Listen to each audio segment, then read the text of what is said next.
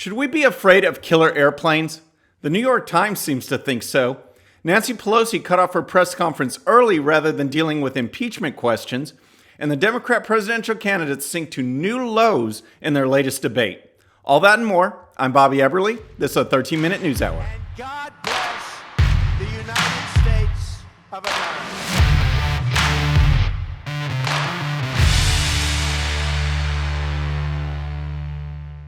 All right, friends, happy Friday. Welcome to the show. And we need to take a step back in time to Wednesday. On Wednesday, I mentioned it was the 18th anniversary of the attacks on 9/11, but we didn't get to any of the craziness that actually was posted that day because we were doing the show.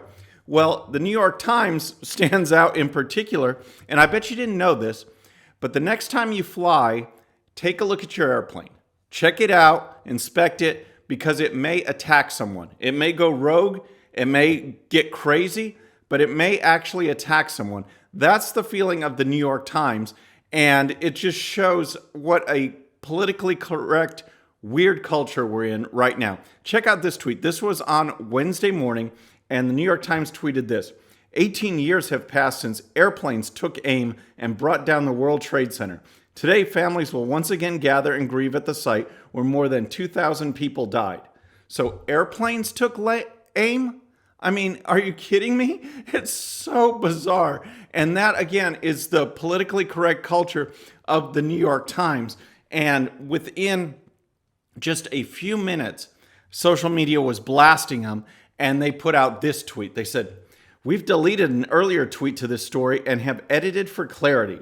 The story has also been updated." All right, so they did the old edited for clarity line, which we all know what that means. That means, oops, we were trying to be politically correct and got caught, so now we're going to try and backtrack and use a different angle. It's just nuts. So after that, they put their clarification, and here's what they wrote. They said, 18 years after nearly 3,000 people were lost, families of those killed in the terror attacks will gather at the 9/11 memorial. There will be a moment of silence at 8:46 a.m. Then the names of the dead, one by one, will be recited.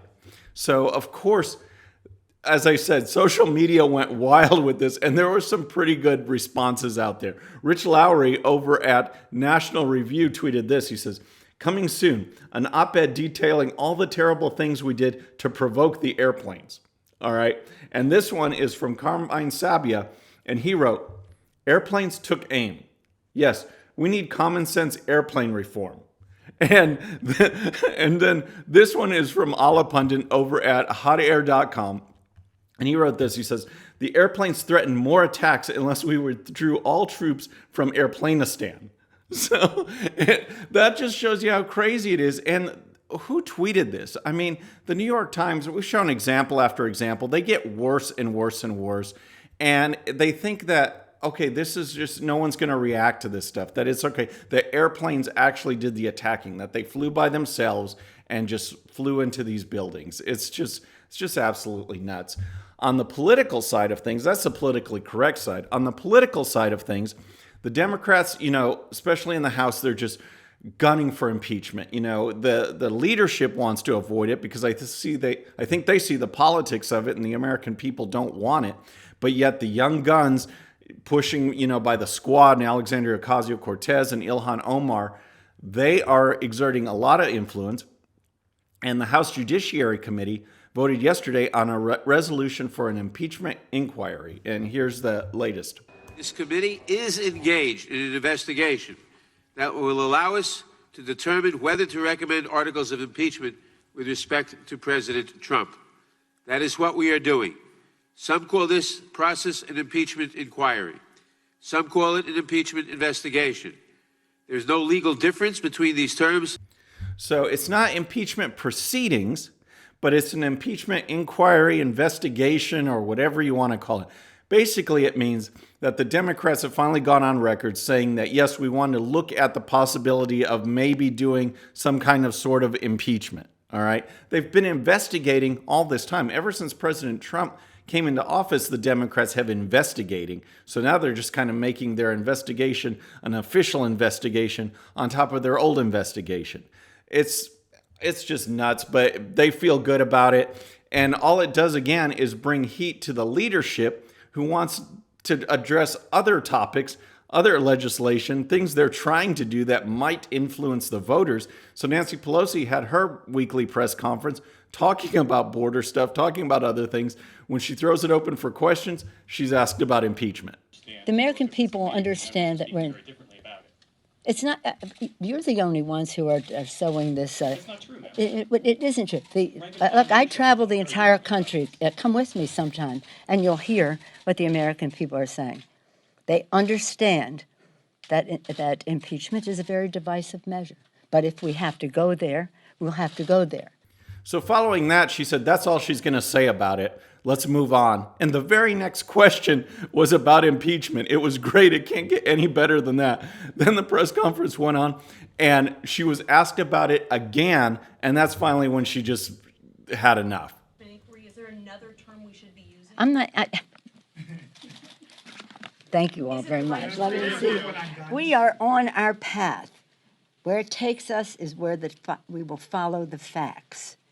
So that sure sounded like she was about to say wherever the F it leads, but she stopped. And I just love it when the Democrats go crazy. It's just so entertaining. And speaking of the Democrats, last night they gathered here in Houston for their next round of debates. 10 candidates on the stage and only 10. There's not part one and part two. And whenever Democrats get together, President Trump can't help but troll them and drive them nuts. And that's what happened yesterday. Check out this report from the Washington Times. President Trump's campaign has a message for Texans as they prepare to host Thursday Democrat primary debate. Socialism will kill Houston's economy. Vote Trump 2020. Every single Democrat candidate has job-killing, economy-crushing policies that won't work for America. Aaron Perrine, Trump's deputy communication director, added in an interview with the New York Post. Team Trump is here to remind them and let everyone in Houston know what a complete disaster Democrats are for America. So that message about killing the economy was on a banner that flew over Houston for 4 hours before the debate. Check this out.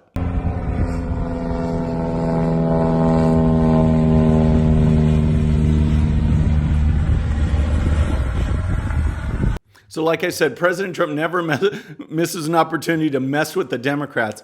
And oh my gosh, they were in rare form last night at the debate. It seems like they just get worse and worse. And it's no wonder that the winner out of any of these debates is President Trump, because no one can vote for these people. Their policies do not represent America at all. They are so fringe. I mean, Beto is talking about, he was asked about, are you really serious about taking people's guns? And here's his response. Hell yes, we're going to take your AR-15, your AK-47. We're not going to allow it to be used against our fellow Americans anymore. So, wow, go ahead and try that, Beto. And then, of course, he added later that President Trump was just a flat-out white supremacist. He said that in front of this audience. And that led to a follow-up from Mayor Pete Buttigieg. He was kind of led on the question by Jorge Ramos from Univision, who's not a journalist. I mean, when you listen to him talk, I mean, everybody, every moderator there had leading questions, assuming certain left-wing positions, and then asking the question. It was just outrageous. But Ramos was the worst, and he basically led Buttigieg, and Buttigieg gladly walked into it, saying that not only is Trump racist, but all of his supporters are racist too. Check this out. President Trump has called Mexican immigrants rapists and killers, tried to ban Muslims from entering the country, and separated children from their parents.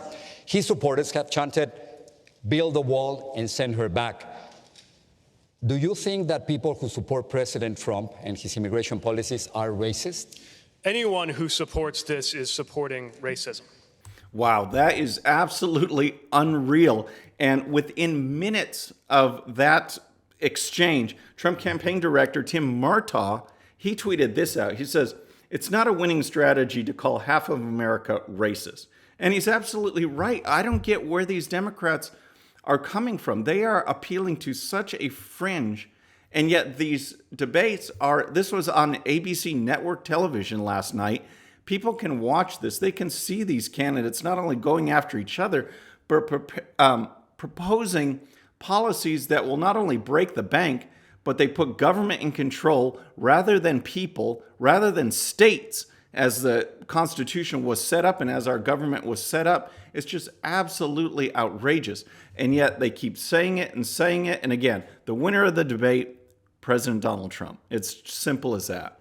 Next, I want to move to education because we've covered it a lot on the show, and it is a big deal. You know, I have a daughter who just graduated college. I have a son who's a senior in high school.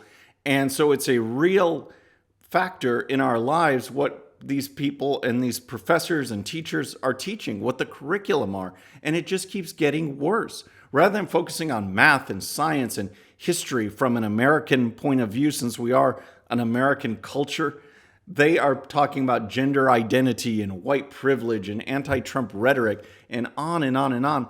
And we see more evidence of that right here. There is a publication called The College Fix, and they did a survey talking with Republican and Republican-leaning students to get their sentiments on, you know, do they feel they can even, how do they feel on college campuses? Do they feel they can speak out? Are they targeted? What is their feeling being a conservative? And here is some of that report. It says, there was a question asked in the poll. Have you ever withheld your political views in class for fear that your grades would suffer? 73% of students who identify as strong Republican reported that they had, while 71% of students who identify as weak Republicans said yes. Even students who identify as Republican-leaning independents indicated they've kept quiet. 70% reported that they've withheld their political views to protect their grades. So in addition to the results, as part of this survey, they left open-ended questions for people to just leave their comments, leave examples of what has happened to them, you know, since they've been in college. And the results are they're just stunning when you see that this is the environment that our kids are in. Here's some of the feedback. This is from Western Kentucky University. I wrote a 19-page research paper on Christian pro-life movement. I was the only one in class that, when presenting my paper, had a surprise visitor who was the teacher's very liberal friend argue with me about their views. All right. CU Boulder said, you should be inclusive of everyone's views. Okay, maybe abortion is bad? Quote, not like that. UCSD, not for fear of a bad grade, but for fear of being a social outcast. And this one at Arizona State. In my sociology class, my professor asked us if we would give our child hormone blockers if they believed they were transgender. That was the day's lesson. One guy said he would rather teach his daughter to love her body the way it is than change it. She sat straight up and said, so you would be a bad parent then. What's your name again? Then she went on to type something on her computer. Not a good day for him, I'm sure. So that is just, I mean, it's just outrageous how things are going in this country. That's just one example, and we see it over and over again in our textbooks, the bias in our textbooks, the attitudes of our teachers, just the overwhelming leftist agenda that we see in education, and it's up to us to do something about it. Folks, that's our show for today. I hope you enjoyed it. Please subscribe, and when you do, please hit that bell so you'll be notified, and we'll see you on Monday. I'm Bobby Eberle. This is a 13-Minute News Hour.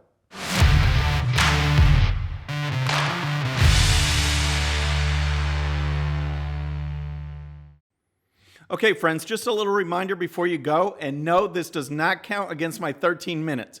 Please hit the subscribe button below and tell your friends.